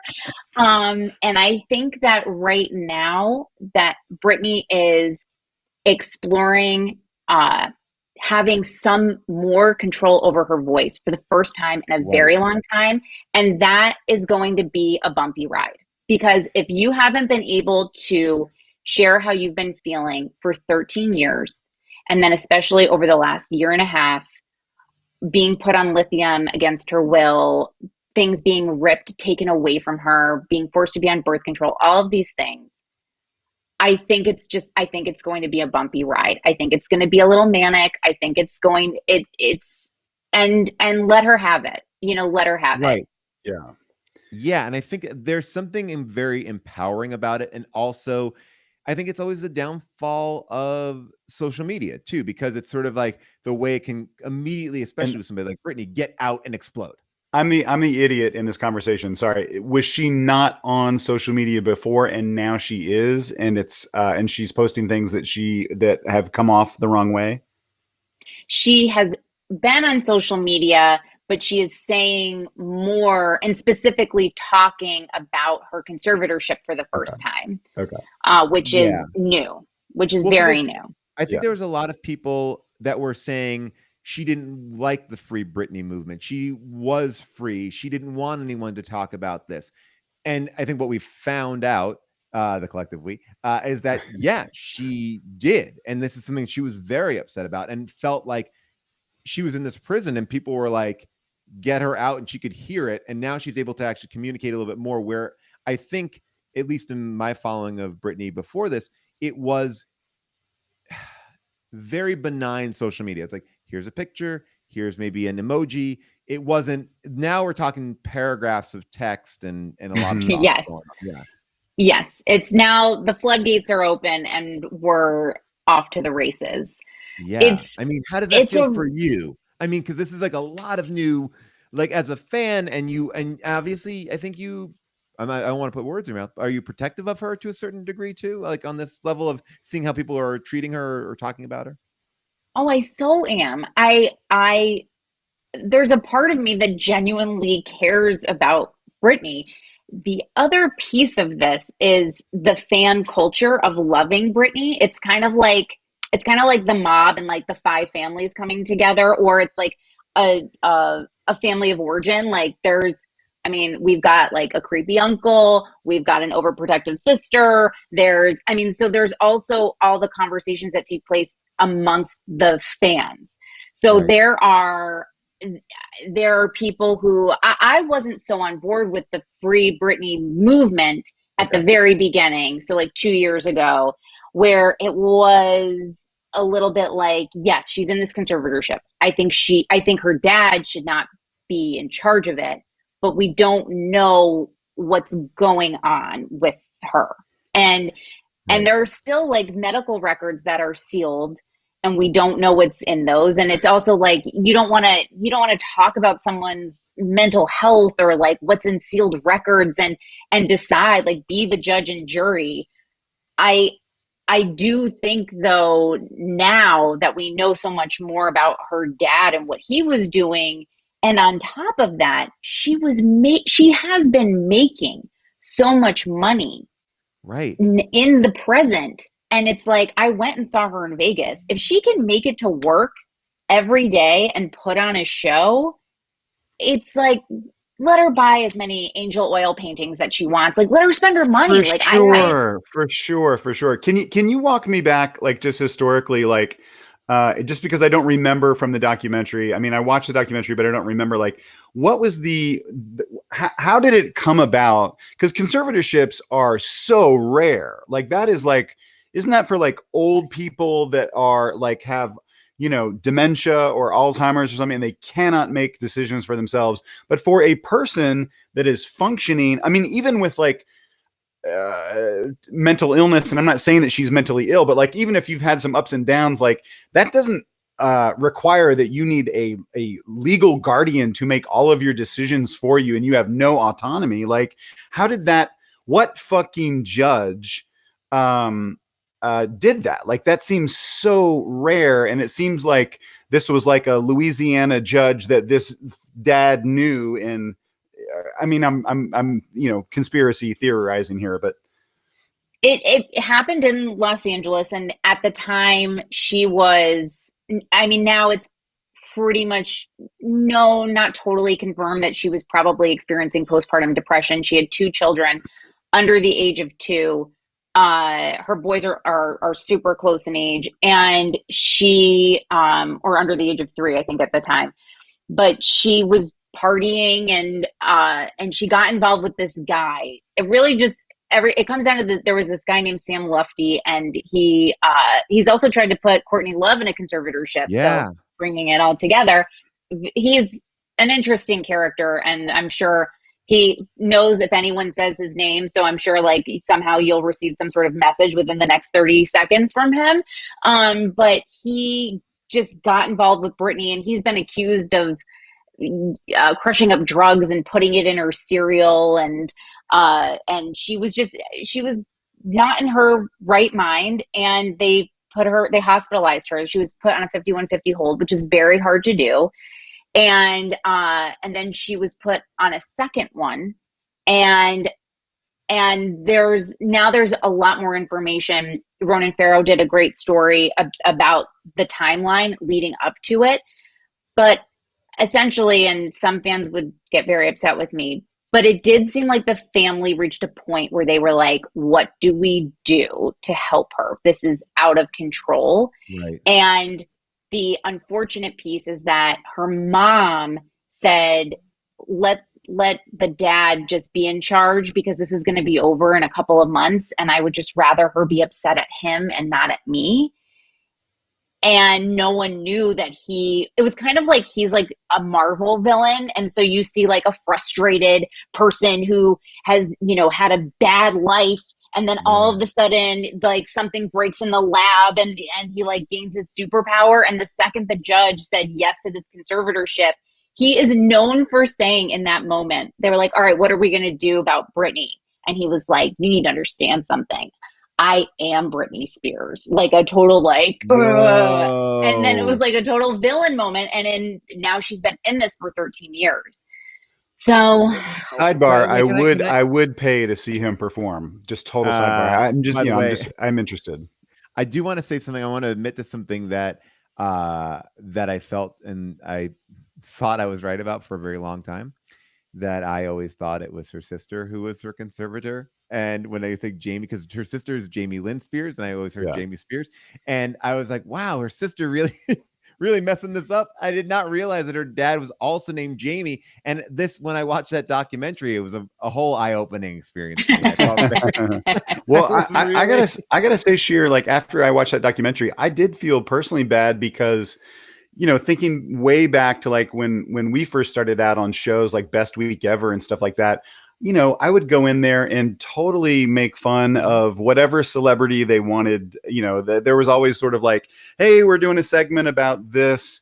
And, if you have any funny jokes about Britney Spears or whoever it was, but like, at that time, I just thought about things differently about like, well, this person is so famous. It's fine to take a shot at them. And I was just like a nobody. I mean, I still am a nobody, but you know what I mean? But like, I felt bad because I felt like, oh, that's the way it starts though. It's just everyone taking shots. Like everyone feels like, oh, we can all make fun of this person. Just why? Because she's successful and sexy and doing her thing. And like, so we can all like joke about that. Like once the whole like, postpartum thing, when she started having trouble, I don't think I took shots at her, but I just felt bad that I think that celebrity it's just bad. I think we're looking back at like this inherent misogyny that especially affects a lot of female performers. I don't think it's not there for male performers, but I think it's there, 7 out of 10 times more for, like whether it is Ashley Simpson or like especially in this era where it was like we're so attracted to them and we also are going to, or not we, I mean, but it's like they are a sex symbol and they also are somebody that we have no respect for. It was a very weird thing, like up on a pedestal and pushing them down at the same time. And two, I say all the time, if you want to know what's going on in pop culture, just follow the last 20 years of Britney Spears, because you'll be able to, because right now it's all about, justice for Britney. And we will fight anyone who's in her way to get her out. And it's, they're like, everyone's righting the wrongs of the time when they wrote obituaries for her, but, hoping and expecting that would happen. I mean, that's the craziest thing, because I have a friend who actually has written a handful of obituaries, so they're on deck, so they're well written. So when someone dies, like you're ready for it, which is a morbid thing, but I guess on some level it's also respectable. But that's often for older people, not for someone who is, in their mid 30s or early, late 20s, because they think they're going to have like a drug overdose or something. And it's really been like incredibly eye-opening. I had lunch with Britney Spears. What? When she was very young. Just you and Britney? Yes. At Olive Garden. Where was it? At Olive Garden. So where was it? Well, I worked for this company called Arnell Brand Consulting. And when I say I worked for them, it was my like post-college job.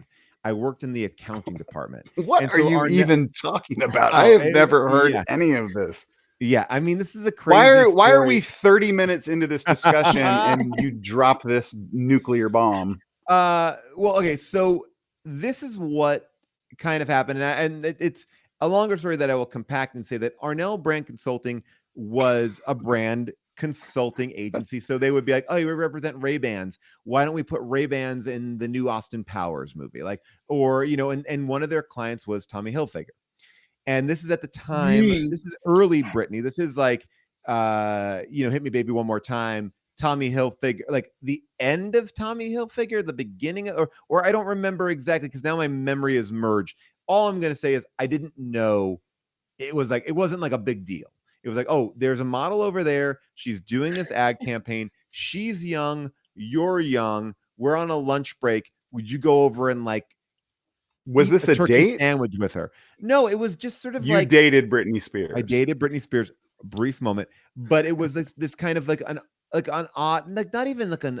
It was just sort of like, hey, you're like you are not 21 and she's not 21. Like, can you like, we're all adults here. Like, can you sit over with her? And it wasn't like we had an amazing conversation. It's like, oh, hey, we're getting lunch, you know, and this sat and we all just kind of sat around and talked, and she was lovely and nice. And I would say that the conversation wasn't extremely memorable, more than a couple months later going, oh my God, that was Britney Spears. Like that was Britney Spears. I was gonna say, I sat behind her on a flight one time and she was with her little sister. This is a million years ago. Her sister, I just remember her sister was like young. Her sister was like 10 years old or something. And it was just the two of them. And she kind of seemed like she was like babysitting her little sister. And I didn't say or do anything, and that's the end of the story. That's all. Well, all right. And if we're all gonna brag 30 minutes into this about how we've met Britney, I saw the back of her head on a plane, and I saw her face when she came out of the restroom. I mean, and no, but I know the part of the story, Rob, that you're not telling, which you should tell, is it was a Southwest flight, and she was holding that middle seat, and there was no one that was ever going to take that middle seat. She held that the wrong way, and so let's get that out there. But Rob and I also were at the MTV movie awards or the music awards, the infamous ones. Yes, and we were sitting right there. I have footage. I still think it's on my YouTube page of being like, I was just taping Jason Wolner, and it's like, oh my God. And Hubel, you're in it too. It's like, oh my God. You know, it was like, but she was dancing in front of us, and it was so crazy to see. And I will tell you that it seemed like a little off, but it didn't seem bad in the room. And then on replay, it was like, what? I mean, I also was like, Chris Brown was dancing on a table. It was like Justin, like everyone, like I think she got distracted by me. She was like, "Oh, that's the guy from the plane." You know, I should say hi to him. It got into her head. Yeah, anyway. I mean, you know, what we're trying to say, Jen, is that we've both met her a lot, and we can hook you up if you want to meet her. We'll hook you up. I guess my question to you, Jen, is: when you went to go see her in Vegas, did you pay for the VIP experience? Did you get to meet her? I did. Whoa! Now, I want to know. It was great. It was my bachelorette party. What? and we decided that I'm not a Vegas person, but when I found out Britney Spears was going to be there, I was like, it's the only thing I can do for my bachelorette. And my sister and her husband are. Oh no! Oh no! Did you hit a button? I didn't hit anything. Oh no! Try to get her back. We'll get her back. We'll get her back. That's never happened. Are you sure you didn't hit a button? I swear I didn't hit a button. I'm looking right here. I'm like, no button. Bring her back, and I'll just be like here, and we'll just make it weird. Oh my God! Oh, there she is. We lost you. It's Joni's Wi-Fi. Oh. So my sister loves Vegas, knows everything about Vegas, and so she planned the whole thing. And when I got there, they told me that I was going to meet Britney Spears. Oh my God. And I didn't know. And I was dressed as Britney Spears in Hit one more time as a grown adult woman. No. And it didn't seem ideal to be wearing that when meeting someone that means a lot to you. Of course. And then so we make our way up the line, and the second I saw her, I was like, she shouldn't be having a meet and greet. Like, she's not built for a meet and greet. Yeah, that's what I was wondering about. It didn't seem like, okay. Oh, that's upsetting. Okay. And I and she was like, to my sister, do you want to be in the picture too? She was really sweet. And my sister said yes. And I just remember putting my hand on the small of her back. And I was like, this is strange. Like, I shouldn't be here. I don't like that my hand is on the small of her back. Like, and you're dressed like her. Yeah, like, she deserves more than this. And gosh, I wish I had the photo to show you. She looks terrified, and it looks like I'm holding a knife to her back. Wow. Oh, I wish you'd emailed us that photo. No, I know what you're talking about. I know that kind of a thing. It's like, I've done meet and greets, and they are lovely to get to meet and greet people. But there is a very overwhelming thing about just a line of people coming in, and you want to make sure that you connect, but there's a person that's like kind of moving everybody forward. It is a little deer in headlights, even though I would also suggest that your meet and greets, Paul, for How Did This Get Made, are not on the same level.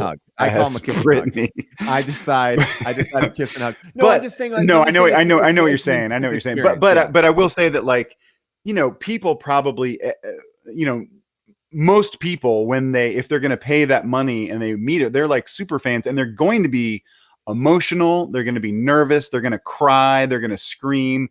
And that's probably, off-putting and weird and bizarre, because she's just a person. And, if you have like 100 people, like one at a time going, and like they want their moment with you, that's a really hard thing. That's and a lot. Yeah. And she's terribly shy. She's an extreme introvert. And I was like, why is her team putting her in this position? The second money. Yeah, I know. And I tried to keep it cool. But you're dressed like her. Yeah. So it was really tough to turn the volume down, but I went into protective mode, and I looked at her and I was like, you're going to do great tonight. You're going to do that's nice. That's smart. Was that's awesome, smart. Yeah. I like that. Can I show you us at the MTV Movie Awards when they're here? All right, so it's only 18 seconds. It's very short, and it's terrible quality because it was like shot on a camera from whatever this year was. So there she is performing. We're very close. This is how terrible the footage is. Why are you filming us? I was like, this is the greatest moment of my life. Oh my God, I can't believe I'm living this life. And that's how close we were. That's amazing. That is so dumb. That. It was such a I mean, what I think you're right. Like, they're in store for more. The book is not the chapter. This chapter may be over, but there's more in this book of Britney. Yeah. Well, what's the did it get moved up on the calendar? Sorry, I lost track of the date. So isn't there a new thing coming up in September? End of September. Okay. So we'll see what happens. But all right. Oh man. I'm hopeful. Jen, first of all, I'm sorry that we did take up all your time with Britney stuff, but now, because it was so fascinating talking, but I want to make sure that people do check out your podcast. We need to talk about Britney. Yes. And also, not only was Sam Asghari on Black Monday, but you were on Black Monday which is also great. You were so funny on that as well. And where else can people check you out? We'll put stuff up in the chat, but you can tell us too. You can find me on Instagram at Jennifer Zaborowski. And then listen to the podcast. It's so good. And people, I really felt like, looking at the comments as you were talking, people are like leaning in. This is actually a fascinating conversation. Yeah, it really is. And I think it's smart to look back at all this stuff. will there ever be a time when you feel like you won't need to talk about Britney? Like I mean that in the very like, yeah. Yes, I think that there will be, and I'm working on something right now that will, I hope, be my love letter and swan song, and to put a period to my time in talking about her. Ooh, okay. Oh, wow. All right. Oh, I'm very excited about this. Yeah. And by the way, just so you know, people are asking about Earios. Earios is just an amazing network. So check out their shows. Not part of your channel, Paul.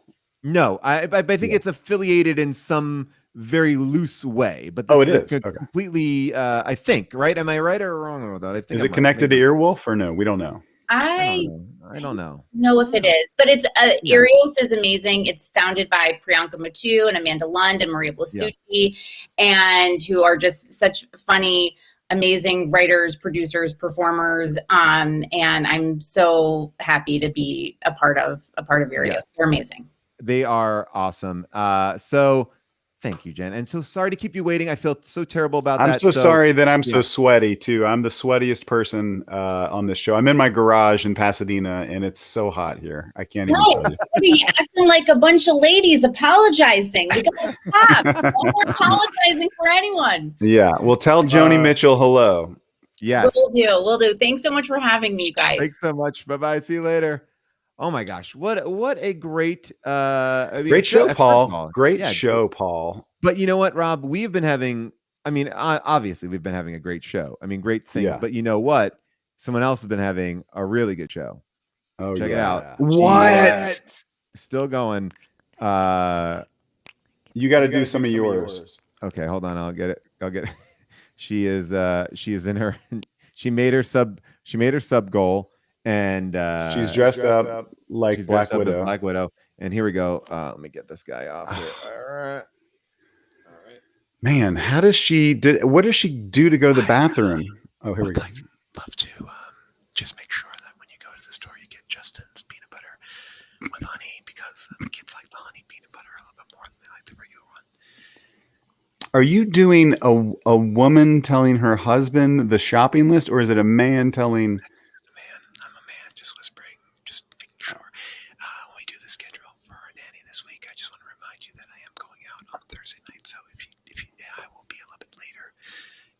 Twitch show, so just make sure about that. We need to do a whole ASMR show, where we're actually eating. Hey guys, I just made this tiny dildo out of Thinking Buddy, and it can also be made into different shapes like this. It doesn't have to be a dildo. It can also be a seat belt in your car. I forgot that I needed to read a pamphlet. Pamphlet. People said such a sad little dildo. Here's some Mike Myers. This is a Mike Myers rubber mask. Oh yes, and Austin Powers. A dildo. Okay, one sub. Okay, here we go. Rob, what a fun show. Great show. I have to next week remind me to tell the Marshawn Lynch story. Oh, I can't wait. I feel like we have literally every week that we've done the show, we have bits like we have a backlog of bits and stories from our own lives. But yeah, remind me to tell the story, because I'm too hot to tell it right now. But I know, of course. And I want to remind everybody, if you want to know where June is, the best way to do it is by getting yourself a shirt. $13. Now, what do I search on TeePublic? Is this on your? You just go to tpublic.com/store/ how did this HDTGM. I put it in the How Did This Get Made store. Gotcha. But yeah, and and that will go. If we sell about like 10,000 of those shirts, it will go to Rob, and I will get a sandwich. So there we go. Rob, what a pleasure. So Paul, much fun. always great to see you. Thank you, everyone. About the big show that's coming up that we're yes. Yeah. I think September 9th, which is not next Thursday, but the following Thursday.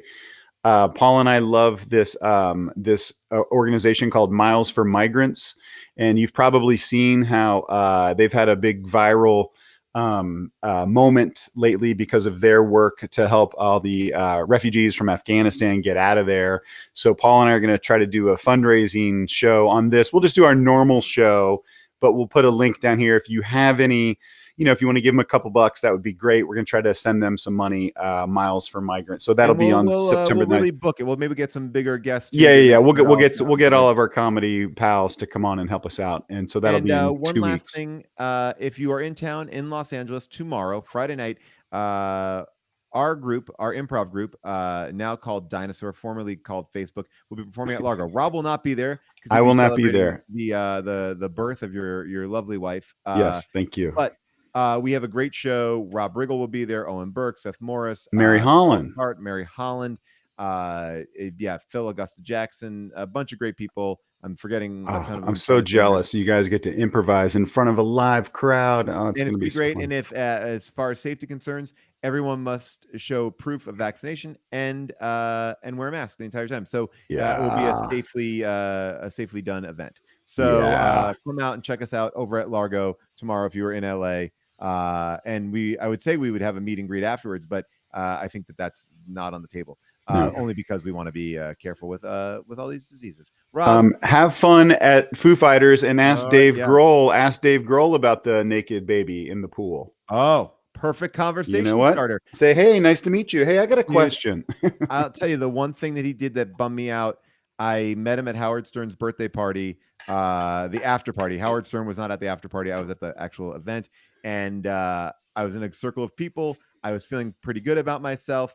And he almost pointed across the room at me so everyone could hear it. And we're talking about this being like maybe 3 or 4 years ago. And he goes, "You're from Best Week Ever." Whoa. And I felt incredibly embarrassed and shut down. He didn't, but in his defense, he didn't mean that as a you may be embarrassed by that because you're like, I've gone on to do other things. Yeah. But whenever someone says they know you from something, I generally take that as a you're probably right. You know what? I just got in my head. He's a nice guy. He wouldn't say that to diminish you, I don't think. No, I hope no, I don't think so. It just was like, it was like I am a fan. I'm a fan of the Foo Fighters, and I was excited to meet him. And then I was like, and I don't know. Whenever I have any goal of talking to somebody I like, it's gonna turn off badly. So a lot of people are saying that we should raid the meditation guy. So I'm looking at his channel here, and I don't know if he made it. I don't think he made it for the entire show. I think I don't see him popping up on our page anymore. If people remember it, I think he may have called it a night a little bit early. Although maybe this is the guy that we should raid right here. There. Hold on. This is going to be a better reveal, and then we'll let everybody go. But this is once this is over, this is going to be great. Hold on. Oh, it's going to be good. Hold on. Get it. Come on, commercial. Get out of here. Hold on. All right. Here we go. Yes, raid this. All right, let's raid this guy. This is he's only got 52. I think anybody in a Lucha Libre mask. All right, so all right, I'm gonna copy that right here. Molly, I don't think I can copy it from my own thing, but let's see. Molly can get in there. People say no.